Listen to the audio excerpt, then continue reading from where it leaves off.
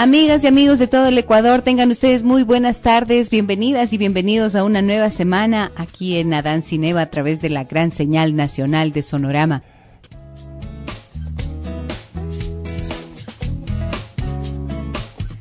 De acuerdo a la Enciclopedia Católica, se entiende por exorcismo el acto de conducir o protegerse de los demonios o espíritus malignos de personas, lugares o cosas que se cree están poseídos o infestados por ellos o que son susceptibles de convertirse en víctimas de su maldad. El Vaticano, hace pocos días, avala a la Asociación Internacional de Exorcismo, reconoce jurídicamente a los exorcistas. Y yo quiero saber si es verdad que existen o no existen los demonios o espíritus malignos. ¿Cómo se considera? He invitado en esta tarde al doctor Federico Zambrano. Él es un médico homeópata, además es experto en hipnosis de psicología profunda y algunas experiencias ha tenido. Dice que se ha topado con algunos de esos espíritus malignos. Yo no sé si eso será así, pero con él vamos a conversar sobre este tema.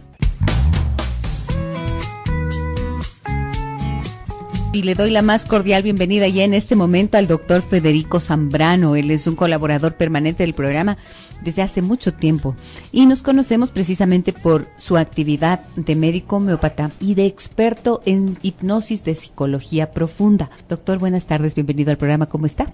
Bien, Gise, feliz de estar con ustedes nuevamente. Muchísimas gracias por acompañarnos. Y esta noticia yo quiero compartir con las personas que están escuchando el programa para ponernos en contexto, ¿no es cierto?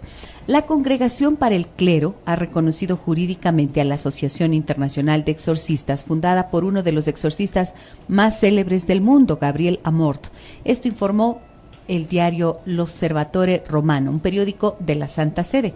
Mediante un decreto fechado en junio pasado, esta congregación de la Curia aprobó los estatutos concediéndole personalidad jurídica a esta asociación. La idea de englobar a los exorcistas en una asociación surgió del padre Amorth en la década de los 80, con el objetivo de celebrar reuniones en las que compartir experiencias y reflexiones para así poder ayudar de un modo más concreto y eficaz a las personas que recurrían a ellos. Y es que, según indica este rotativo vaticano, en aquel periodo se produjo un incremento de la difusión de las prácticas ocultas, por lo que un creciente número de fieles reclamaba la ayuda de los exorcistas. Cuando hablamos de exorcismo, quiere decir que se está hablando de la posibilidad de sacar del cuerpo de una persona un supuesto espíritu maligno que se ha posesionado de allí. Entonces, a mí me surgió la inquietud y yo digo, bueno, ¿qué es esto? ¿Hay o no espíritus malignos? ¿Pueden pasar cosas como estas? Cuéntenos un poquito de cómo ve usted esta situación, doctor, y cuál es la experiencia que usted ha tenido en este sentido. Gracias, Gise. Bueno, vivimos en un mundo de la dualidad, en donde existe claridad y existe oscuridad, donde existe luz y existen sombras, y entonces también las fuerzas, las energías, se pueden alinear en esas polaridades, ¿no? Igual que hay personas que sirven a la luz, puede haber personas que sirven a las tinieblas. Nosotros somos seres espirituales. ¿Qué quiere decir? Que este cuerpo material al que le podemos tocar, sentir, ver, está animado por fuerzas invisibles, pero fuerzas inteligentes, ¿no? Estas energías van de lo más denso a lo menos denso. Lo menos denso, lo que abarca todo, sería el espíritu, que sería en definitiva lo que está animando a este cuerpo físico que es el que está aquí. Y esto es lo que se considera la parte más sutil, o esta parte, yo al menos la reconozco como una parte sagrada, el espíritu, lo trascendente. Exactamente. Aquello que nos conecta con la divinidad. Exactamente, porque eso es cada uno de nosotros. Eso es lo permanente, esa es nuestra esencia. El cuerpo, después de un número determinado de años, más o menos, de acuerdo al caso, va a entrar a regirse por las leyes de la entropía, al envejecimiento, a la putrefacción y a dejar de existir. Sí. Mas el espíritu no deja de existir nunca. El espíritu es algo permanente, el que nos da la información de lo que somos y aquello que se lleva la información de lo que hacemos y de lo que seguiremos siendo. Esto de acuerdo a qué línea de pensamiento, de acuerdo a qué filosofía, a qué corriente. Bueno, a cualquier corriente que no sea atea, ¿no es cierto? Porque nosotros podemos ver dentro de la corriente espiritual, hay muchísimas corrientes que las describen las distintas filosofías y religiones del mundo, ¿no es cierto? Si nosotros somos vitalistas, espiritualistas, es decir, que creemos que hay una fuerza que nos anima, que de alguna manera gobierna este cuerpo físico, pues hay un montón de maneras de interpretarla y de describirla. Es decir, que esto, tal como lo está usted planteando, tendríamos que pensar que existe aquello de las vidas pasadas. No necesariamente decimos desde el pensamiento netamente espiritualista, porque aquí hay dos grandes corrientes. Una corriente que es la corriente inspirada por la religión judeo-cristiana, ¿no? Y todas las que se derivaron de esto, ¿no? Desde los judíos, del cristianismo y todas las ramas, ¿no? Que hablan pues de una vida. En esta vida actuamos bien o mal, y en eso estamos como nosotros sacando como recompensa eterna, como castigo eterno, el posterior destino de nuestra alma. Y hay la corriente oriental que habla de que esta vida es sencillamente una escuela de perfeccionamiento en donde voy a subir en muchos niveles de lo que tengo que aprender, pero es imposible hacerlo en una sola vida y tendré que seguir una y otra vez hasta alcanzar la perfección. Por lo tanto, tendríamos que pensar, y eso sí, independientemente de cualquier corriente, que hay algo trascendente que anima el cuerpo físico. Exactamente. Esto es el espíritu. Eso es el espíritu. Ese es el espíritu. Y entonces, ¿corresponde a una energía sagrada? Es una que proviene de Dios, lo que pueden llamar muchas personas Dios. Sí, es una energía sagrada, porque cada uno de nosotros somos un ser sagrado. Y lo que hace sagrado a cada uno de nosotros es el espíritu que nos anima. Es un espíritu divino que viene de Dios y va hacia Dios.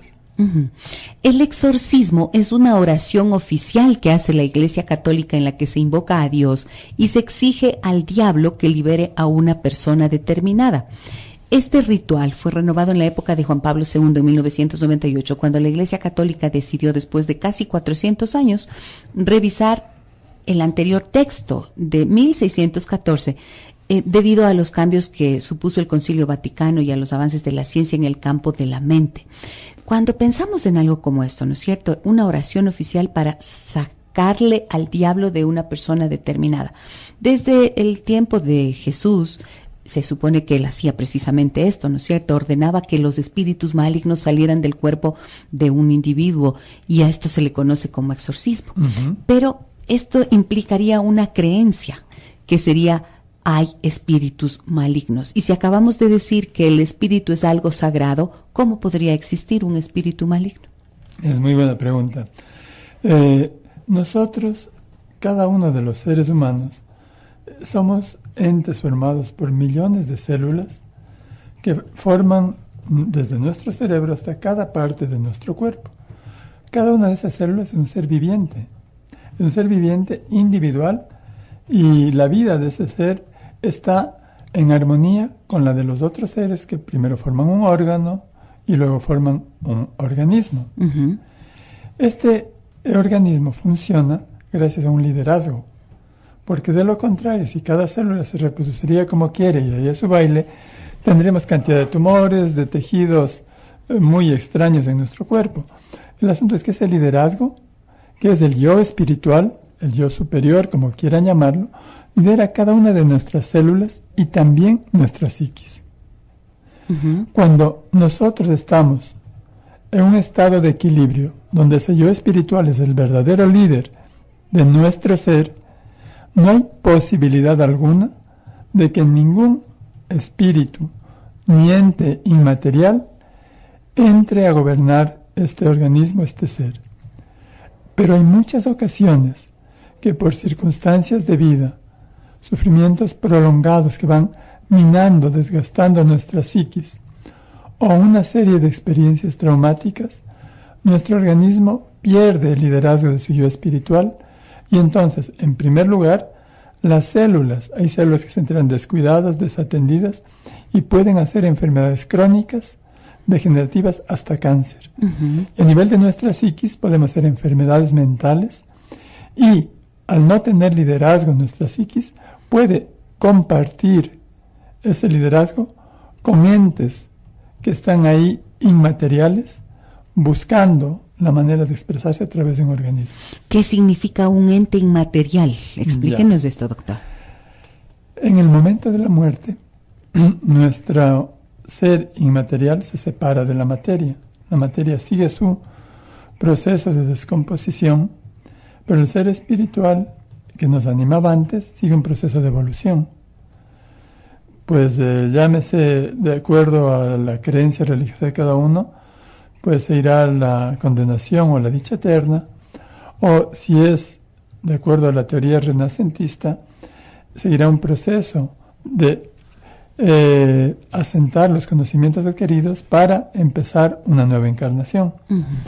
Sin embargo, hay muchas veces que por distintas circunstancias, estos espíritus, estos seres inmateriales, de este ente inmaterial, queda como vagando, generalmente cuando hay gente que lo necesita, gente que lo ata a este plano, y muchas veces no encuentra el camino para seguir con su proceso hacia la luz, hacia la divinidad, pero trata de comunicarse con los seres a los que antes les hacía falta y busca seres sensibles a través de los cuales expresarse. Uh-huh.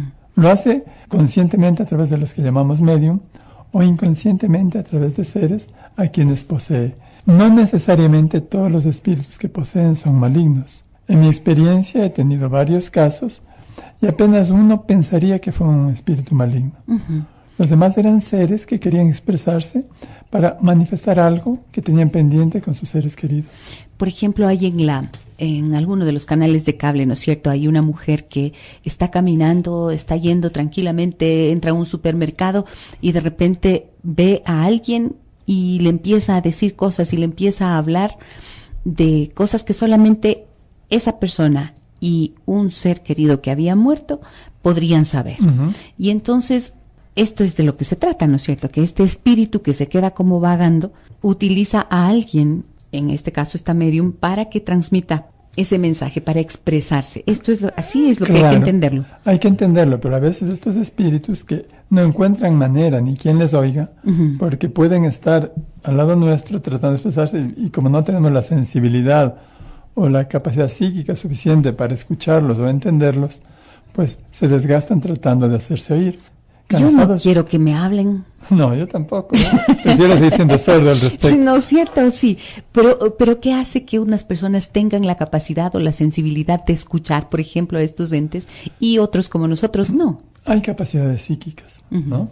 Son estados alterados de conciencia. Por ejemplo, en mi experiencia, muchas veces hay personas que tras una pérdida, tras un luto, empiezan a tener sueños o a sentir presencias en su casa y empiezan con unos temores después de que murió tal o cual ser querido. Sí. Y en procesos de hipnosis, donde hay un estado que realmente se amplía nuestra percepción, pueden contactarse con su ser querido y escuchar directamente de él aquello que quiere decirles. Uh-huh. Se acaba la hipnosis y el paciente vuelve a su vida normal, tal y como estaba, y ya no escucha nada que no escuchemos todos los demás. Ahora, esto pasa con muchísima frecuencia, ¿no es cierto? Las personas que pierden a alguien que han amado mucho, de repente sueñan, como usted decía, o dicen, lo vi de tal forma, acabo de ver la sombra, ajá, o parece que me trata de decir algo.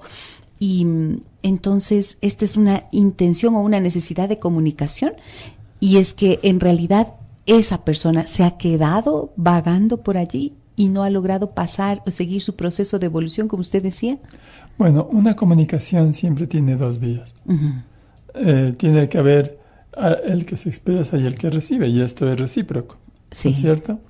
Muchas veces es así, pero otras tantas tiene que ver con el deseo de la persona que se queda de comunicarse con su ser querido sin que no haya nada del otro lado. Uh-huh. A veces es sencillamente que tengo algo que decirle, quisiera expresarle algo, o quisiera saber cómo está, pero el deseo es de quien se queda.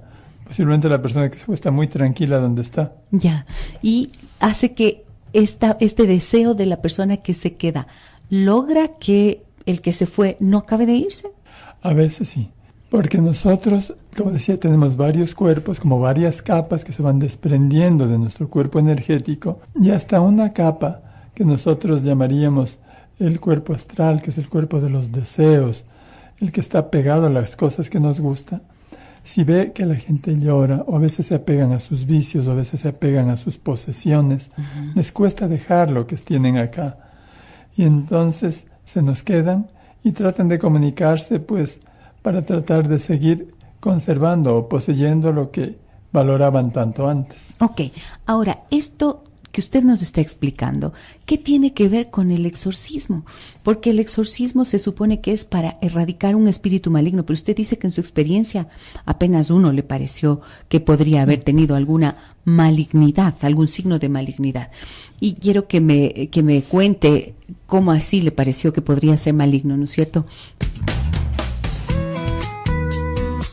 ¿Existen espíritus malignos y qué es en sí mismo el exorcismo? De eso hablamos en esta tarde con el doctor Federico Zambrano, un experto en hipnosis de psicología profunda. Y justamente dentro de esa actividad de hipnosis de psicología profunda, el doctor Federico Zambrano ha tenido algunas experiencias que decíamos que le vamos a preguntar, ¿no es cierto? Porque cuando usted explica lo que significa el espíritu, desde esta comprensión de que el espíritu es algo sagrado, entonces yo decía, ¿dónde está la malignidad? ¿Cómo es posible que entonces se hable de erradicar del cuerpo de una persona a un espíritu maligno? ¿Qué es lo que usted ha tenido como experiencias en ese sentido? Bueno, para acabar de aclarar este punto de cómo es posible que un espíritu que siempre es bueno sea maligno, podemos de nuevo decir, hay gente que sirve a la luz y gente que sirve a las tinieblas. Por otro lado, hay el grado de conciencia. Nosotros somos espiritualmente como seres en distinta etapa de evolución.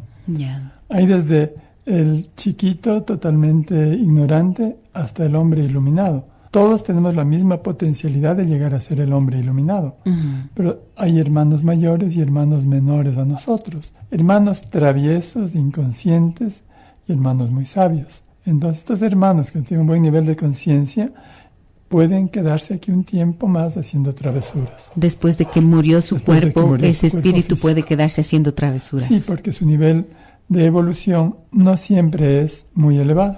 Ok, un iluminado es Jesús, es un Buda, claro, por ejemplo. Estas personas pues no tienen para qué quedarse, acaban su misión. Bueno, respecto a las experiencias, nosotros en general trabajamos sobre la psiquis del individuo. Y a veces muchas enfermedades mentales o de problemas de comportamiento las podemos malentender como posesiones. Ciertos casos de histeria, ciertos casos de esquizofrenia, ciertos trastornos obsesivos pueden rayar o parecer realmente que estamos ante un caso de posesión. Hay que saber identificar perfectamente de qué se trata. ¿O es posible que alguien venga y le diga, tengo un problema de esquizofrenia y por el contrario sea una cuestión de posesión? Exactamente, sí. Por supuesto que sí. He tenido algunos casos al respecto. ¿Puede contarnos uno? Bueno, tenía el caso de una persona que, como digo, estos casos, en general, hay una historia personal o familiar bastante complicada.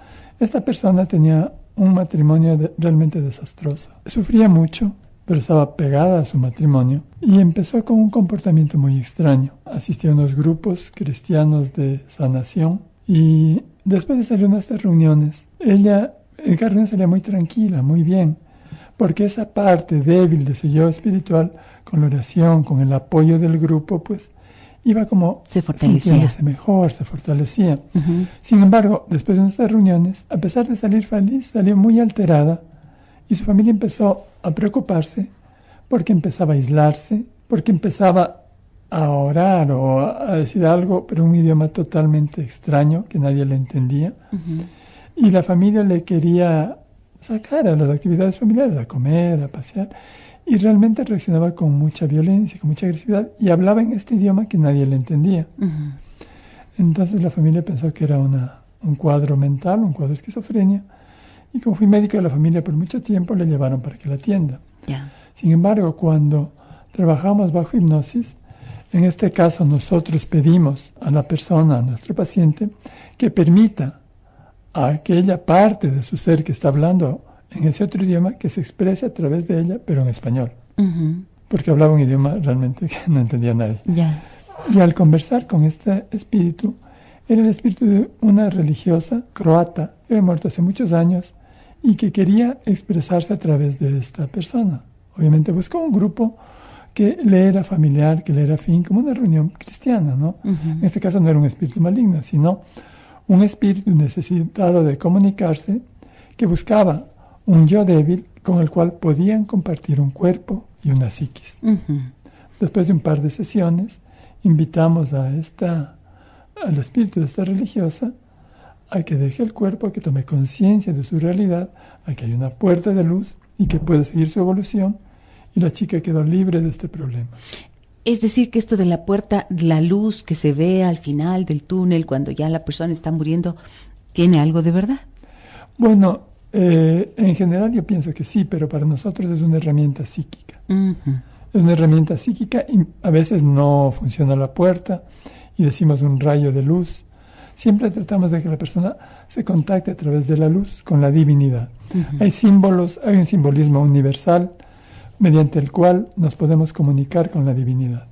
Y entonces le invitamos a que se conecte con la divinidad, y un espíritu que reconoce la divinidad encuentra que es maravilloso estar en contacto con la divinidad mejor que estar con la tierra. Ajá. Ahora, ¿qué tiene que ver esto, decía yo antes de irnos a la pausa, con el exorcismo del que la Iglesia nos está hablando?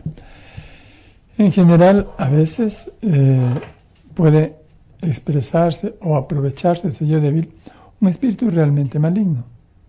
Hay gente con prácticas... Uno de estos menos evolucionados que hacen menos evolucionados, claro, que tienen prácticas, hay prácticas satanistas, hay prácticas de muy baja vibración, y la gente que sirve a esas prácticas, obviamente sus espíritus están en un muy bajo nivel de vibración. Y el rato que mueren se quedan por aquí rondando. Se quedan en ese nivel de vibración, porque son gente que sirve al lado oscuro, digamos, hacia las tinieblas, la materia, como quisiéramos llamarle. Estos seres, igual, como seres espirituales, deberían estar en contacto con la luz, y no pueden encontrar luz porque nunca estuvieron a su servicio. Se quedan acá también buscando cómo expresarse, a ese nivel muy bajo de vibración. Correcto. Y si encuentran un yo débil, o tienen alguna situación que les permita entrar en contacto con una persona que tiene espacio para recibirlos, por supuesto lo van a aprovechar. Estos espíritus no van a reconocer que les mandemos a la luz. Estos espíritus van a aferrarse porque no encuentran otra manera de seguir con su existencia. Entonces, normalmente se aferran a esto y van a expresar a través de ese cuerpo toda esa energía, todo ese aprendizaje negativo que han tenido durante su permanencia en este plano. ¿Y qué le pasa a la persona que en este caso se convierte en quien aloja a uno de estos espíritus malignos? Pues el yo débil de esta persona ha permitido que ese cuerpo, esa psiquis, sea ahora manejada y gobernada por ese yo de baja vibración. Entonces hay gente, nosotros tenemos un manejo energético que va desde algo burdo a algo muy sutil, muy sublime. La gente que hace exorcismo dentro de la iglesia no es cualquier persona. Son gente muy especial, con autorizaciones de jerarquías eclesiásticas superiores, conocedores de rituales muy poderosos, mediante los cuales se ponen en contacto con esa energía negativa, y a través de la energía de luz y de divinidad que tienen con ellos, ordenan por la fuerza esta energía negativa que abandone ese cuerpo. Como lo hacía Jesús, ¿no? Como lo hacía Jesús con el poder y la luz que tenía Jesús. Mandaba sacando a todos los espíritus malignos y les mandaba a los chanchos, como dice un pasaje bíblico. Es decir, que esto sí funciona porque es algo que es parte de una práctica religiosa que tiene mucho tiempo además. Por supuesto, la persona que está en contacto con la divinidad a través de cualquier mecanismo que lo logre tiene un gran poder, porque viene de allá. Me preguntan en el 9098, ¿es verdad que si se juega o se invoca a los espíritus, pueden poseer el cuerpo? ¿Estos pueden poseer el cuerpo? Bueno, mi querida amiga oyente, le recomendaría que hay juegos mejores que jugar con los espíritus. Dejemos a los espíritus tranquilos en donde se encuentre y no llamemos su atención. El espíritu que esté en la luz, el espíritu que sigue su evolución espiritual hacia Dios, hacia la divinidad o hacia aprender en otra vida nuevas cosas, no va a estar atento a sus llamados. Generalmente el espíritu que va a atender a sus llamados serán espíritus de baja vibración. Y Si es que en esa reunión, en esa ouija, hay una persona con el yo débil, pues asumimos un riesgo innecesario. Que podría ser desagradable. Me dicen acá en Facebook, Ili me dice lo siguiente: hola Giselle, me encanta escuchar su programa.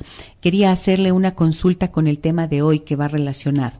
Dice, hace 8 días falleció una prima en España. Estuvo 3 meses en coma. Esta semana llega a Ecuador, pero los papás y hermanos de ella están destrozados. Además, por ser la única mujer de la familia de mi tía y el resto de la familia, también estamos destrozados. No se sabe cómo irán a reaccionar cuando venga, cómo se puede llevar esta situación o como familiares, cómo se puede ayudar en estos momentos. Gracias, doctora, me dice Ili. Gracias también a usted por su consulta. Ili, nosotros somos seres de paso por este plano terrenal. La única cita que tenemos segura y a la que no podemos fallar es la muerte. Ay, qué horror. Entonces, sí, no hay ni cómo postergar, ni decir, no espéreme un ratito. Ratito, deme chancecito, nada, ¿no? Entendamos que la prima que se adelantó simplemente cumplió con la cita que tenía que hacer. Nosotros seguimos acá. No sé las circunstancias de la muerte de la chica, pero si tuvo un coma, una enfermedad prolongada, ese espíritu estaba preso dentro de un cuerpo físico, sin poder expresarse, sin poder seguir su evolución. La muerte para su prima es una liberación, es que siga con su camino, y si creemos en la reencarnación, que tenga una nueva oportunidad a través de un cuerpo sano. Si no creemos en ella, sencillamente que siga su evolución hacia Dios, hacia la divinidad, y desde luego hacia una vida mejor. ¿Por qué asusta tanto la idea de la muerte, doctor? La muerte asusta por el tema de lo desconocido. En general nos asusta lo desconocido. Y también si no tenemos nuestros principios espirituales bien definidos, el miedo a dejar de ser, a dejar de existir, a que con esta vida se acaba todo y ya no hay más. Una vez me acuerdo que le pregunté a usted hace tiempo en consulta, hace algunos años, cuando yo un poco tenía este temor que es natural de la muerte. Le dije, ¿y qué pasa luego? Porque algo tiene que pasar. ¿Qué pasa después de que uno se muere, no es cierto? Y usted me dio una respuesta que a mí me gustó, que me pareció importante y me quedé tranquila con eso. Usted me dijo, lo que ocurre es que nosotros somos un pedazo del Espíritu Sagrado, de Dios. Y lo que ocurre cuando nos morimos es que ese pedazo de Espíritu Sagrado vuelve a la totalidad de lo sagrado, que es ese Dios. Y eso a mí me dejó muy tranquila, porque entonces, claro, lo que usted mencionaba hace un momento, ¿no? Si es que el cuerpo es una prisión del espíritu, el momento en que morimos, muere el cuerpo físico, pero entonces ese espíritu se libera y regresar allá, la experiencia tiene que ser fantástica, porque entonces solamente es el amor el que está allí. Exacto, este es el mundo de la dualidad, de lo bueno a lo malo, lo claro a lo oscuro. En Dios es el mundo de la unidad. Todo es amor. No hay separación. No hay separación. Creo que es bien importante que recalquemos, porque acá tengo una pregunta más que me dicen, ¿el exorcismo realmente funciona y solamente lo pueden practicar los sacerdotes? Bueno, el exorcismo como tal, como ritual, es un ritual de la Iglesia Católica. No solamente lo pueden practicar los sacerdotes. Ya. Puede hacerse un exorcismo dentro de diversas prácticas energéticas, religiosas, psíquicas, como les digo muchas veces en un proceso de hipnosis, se puede lograr liberar a la persona de ese espíritu que está compartiendo su cuerpo, pero cuando es un espíritu maligno es muy reacio a abandonar el cuerpo. Entonces se puede ordenar, pero el espíritu muchas veces se rehúsa a abandonar el cuerpo. Y el otro punto era si es efectivo o no. Sí, exacto. Muchas veces sí, otras veces no. No. Y esto es una condena terrible, ¿no? Debe ser una situación bastante difícil, claro. Me dicen acá, perdón, iba a decir algo. No, está bien. Ya, en el 9098 me dicen, doctora, buenas tardes, saludos desde Ibarra. Muchas gracias, saludos también. Me dice, ¿será que los niños ven espíritus malignos? Porque se asusta mucho por las noches. Gracias, me dice. No sé si esta pregunta aporta a su lindo programa. Claro que sí, es un aporte. Muchísimas gracias. Bueno, no sé si los niños ven espíritus malignos, ven de todo. Cuando nosotros estamos en los primeros años de nuestra vida, no tenemos el condicionamiento de la educación de que esto es posible o esto no es posible. El niño chiquito no es lógico, empezamos a ser lógicos desde los 5 años. El niño tiene un contacto más íntimo, más amplio con la naturaleza y con los fenómenos de la naturaleza. El niño sí ve seres que los adultos no vemos. Uh-huh. No sé si sean malignos o no, pero ver seres que los otros nos vemos le asustan. Claro. Muchos niños ven personas que los demás no ven. Uh-huh. Y tuve el caso de un niñito que veía a un primo que murió 7 años antes, y cuando dijo el nombre y lo describió, los papás decían, sí, es esto. Y muchos niños recuerdan a veces o tienen sueños de sus vidas pasadas, de accidentes, de muertes, y encuentran personajes de sus vidas pasadas y los reconocen. Pero ese niño chiquito que no puede todavía entender qué hace esa persona ahí, y fue posiblemente alguna persona que le hizo algún daño antes, se asusta, tiene miedo. Uh-huh. Y no porque sea maligno, sino porque es un niño sin capacidad de raciocinio ni de interpretar aquello que está viendo.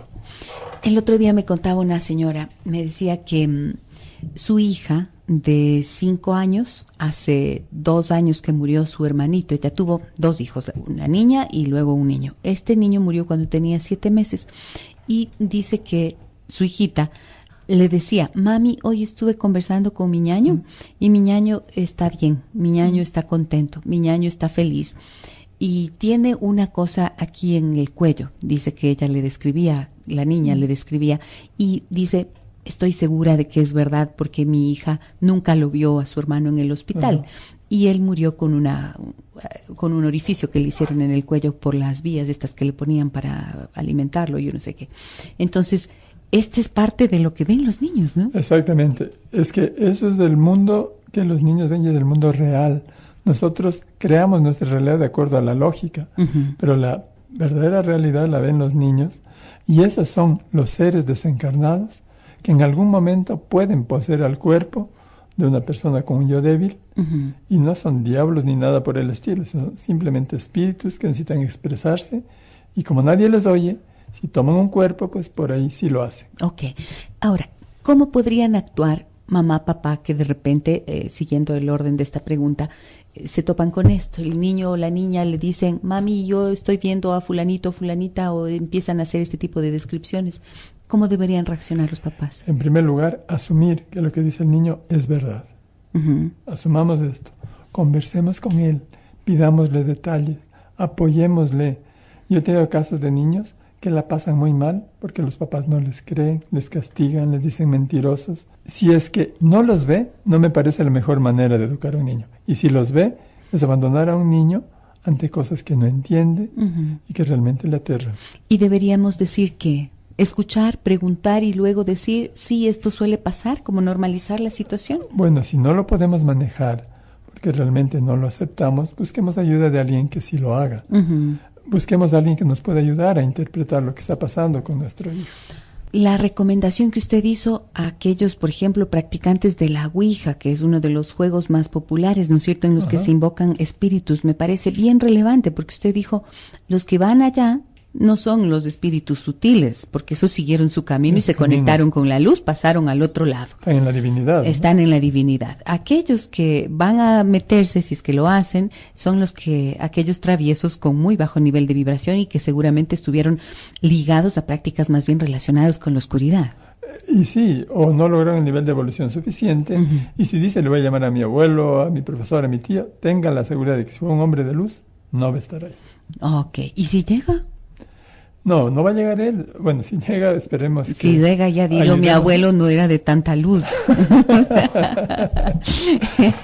Pero es decir, no nos metamos con cosas no nos metamos. Dejemos a los espíritus donde están. Que descansen. Que descansen. Una sola preguntita más, perdón, pero me dicen, yo le rezo todos los días a mi abuelita, ¿esto puede hacerle daño? Para nada. Pero yo creo que está la abuelita con bastante trabajo siguiendo su evolución. Uh-huh. Entonces, en lugar esto es una práctica común, ¿no? Rezarle y pedirle a la persona que le cuide, que no sé qué. Bueno, yo lo que diría desde mi modesto criterio personal, no recemos a ella, recemos por ella. Uh-huh. Que me parece más generoso. Ok, no para que me cuide, sino para que ella esté bien. Siga con su evolución. Que siga en su evolución. Ok. Muchísimas gracias al doctor Federico Zambrano. Me dicen acá, los niños ven ángeles. Una bebita de 8 meses veía hacia arriba y se reía con una carita feliz. Es así. Es así. Muy bien. Gracias, doctor. Así que lo del exorcismo tiene sentido. Fíjense ustedes, me interesaba mucho entender un poco más de esto y espero que los criterios del doctor Zambrano, siempre tan claro, les haya servido a ustedes también para una mejor comprensión de este tema. Un gusto enorme tenerlo acá. Muchísimas gracias también, Gise. Nos veremos próximamente. Un abrazo a ustedes, amigas y amigos. Gracias a quienes escriben, a quienes nos hacen llegar sus consultas. Por favor, ingresen al canal de YouTube Giselle Echeverría Castro, ingresen a la página web www.giselecheverria.com. Ahí están todos nuestros programas y también están artículos que yo espero que sean de su agrado. Un abrazo muy grande. Mañana 15:05 nos vemos nuevamente a través de la gran señal nacional de Sonorama. Soy Giselle Echeverría. Hasta mañana. Cordial bienvenida ya en este momento al doctor Federico Zambrano. Él es un colaborador permanente del programa desde hace mucho tiempo y nos conocemos precisamente por su actividad de médico homeópata y de experto en hipnosis de psicología profunda. Doctor, buenas tardes, bienvenido al programa. ¿Cómo está? Bien, Gise, feliz de estar con ustedes nuevamente. Muchísimas gracias por acompañarnos. Y esta noticia yo quiero compartir con las personas que están escuchando el programa para ponernos en contexto, ¿no es cierto? La Congregación para el Clero ha reconocido jurídicamente a la Asociación Internacional de Exorcistas, fundada por uno de los exorcistas más célebres del mundo, Gabriel Amorth. Esto informó el diario L'Osservatore Romano, un periódico de la Santa Sede. Mediante un decreto fechado en junio pasado, esta congregación de la Curia aprobó los estatutos concediéndole personalidad jurídica a esta asociación. La idea de englobar a los exorcistas en una asociación surgió del padre Amorth en la década de los 80, con el objetivo de celebrar reuniones en las que compartir experiencias y reflexiones para así poder ayudar de un modo más concreto y eficaz a las personas que recurrían a ellos.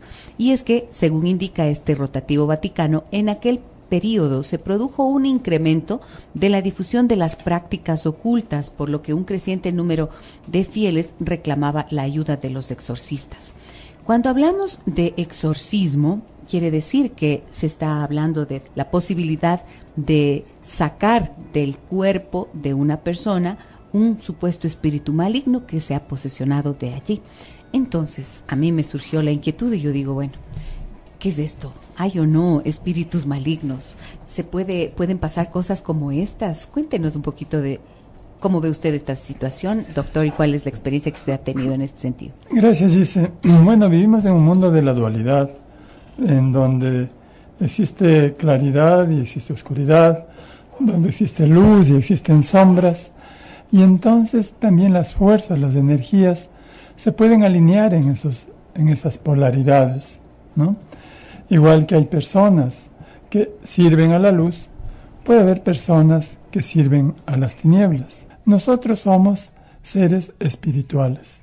¿Qué quiere decir? Que este cuerpo material al que le podemos tocar, sentir, ver, está animado por fuerzas invisibles, pero fuerzas inteligentes, ¿no? Estas energías van de lo más denso a lo menos denso. Lo menos denso, lo que abarca todo, sería el espíritu, que sería en definitiva lo que está animando a este cuerpo físico que es el que está aquí. Y esto es lo que se considera la parte más sutil, o esta parte, yo al menos la reconozco como una parte sagrada, el espíritu, lo trascendente. Exactamente. Aquello que nos conecta con la divinidad. Exactamente, porque eso es cada uno de nosotros. Eso es lo permanente, esa es nuestra esencia. El cuerpo, después de un número determinado de años, más o menos, de acuerdo al caso, va a entrar a regirse por las leyes de la entropía, al envejecimiento, a la putrefacción y a dejar de existir. Sí. Mas el espíritu no deja de existir nunca. El espíritu es algo permanente, el que nos da la información de lo que somos y aquello que se lleva la información de lo que hacemos y de lo que seguiremos siendo. Esto de acuerdo a qué línea de pensamiento, de acuerdo a qué filosofía, a qué corriente. Bueno, a cualquier corriente que no sea atea, ¿no es cierto? Porque nosotros podemos ver dentro de la corriente espiritual, hay muchísimas corrientes que las describen las distintas filosofías y religiones del mundo, ¿no es cierto? Si nosotros somos vitalistas, espiritualistas, es decir, que creemos que hay una fuerza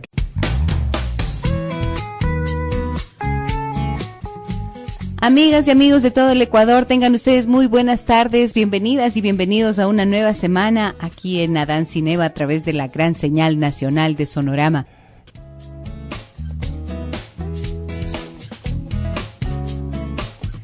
De acuerdo a la Enciclopedia Católica, se entiende por exorcismo el acto de conducir o protegerse de los demonios o espíritus malignos de personas, lugares o cosas que se cree están poseídos o infestados por ellos o que son susceptibles de convertirse en víctimas de su maldad. El Vaticano, hace pocos días, avala a la Asociación Internacional de Exorcismo, reconoce jurídicamente a los exorcistas. Y yo quiero saber si es verdad que existen o no existen los demonios o espíritus malignos. ¿Cómo se considera? He invitado en esta tarde al doctor Federico Zambrano. Él es un médico homeópata, además es experto en hipnosis de psicología profunda y algunas experiencias ha tenido. Dice que se ha topado con algunos de esos espíritus malignos. Yo no sé si eso será así, pero con él vamos a conversar sobre este tema. Y le doy la más. Que nos anima, que de alguna manera gobierne este cuerpo físico, pues hay un montón de maneras de interpretarla y de describirla. Es decir, que esto, tal como lo está usted planteando, tendríamos que pensar que existe aquello de las vidas pasadas. No necesariamente si vamos desde el pensamiento netamente espiritualista, porque aquí hay dos grandes corrientes. Una corriente que es la corriente inspirada por la religión judeo-cristiana, ¿no? Y todas las que se derivaron de esto, ¿no? Desde los judíos, el cristianismo y todas las ramas, ¿no? Uh-huh. Que hablan pues de una vida. En esta vida actuamos bien o mal y en eso estamos como nosotros sacando como recompensa eterna, como castigo eterno, el posterior destino de nuestra alma. Y hay la corriente oriental que habla de que esta vida es sencillamente una escuela de perfeccionamiento en donde voy a subir en muchos niveles de lo que tengo que aprender, pero es imposible hacerlo en una sola vida y tendré que seguir una y otra vez hasta alcanzar la perfección. Por lo tanto, tendríamos que pensar, y eso sí, independientemente de cualquier corriente, que hay algo trascendente que anima el cuerpo físico. Exactamente. Esto es el espíritu. Eso es el espíritu. Ese es el espíritu. Y entonces corresponde a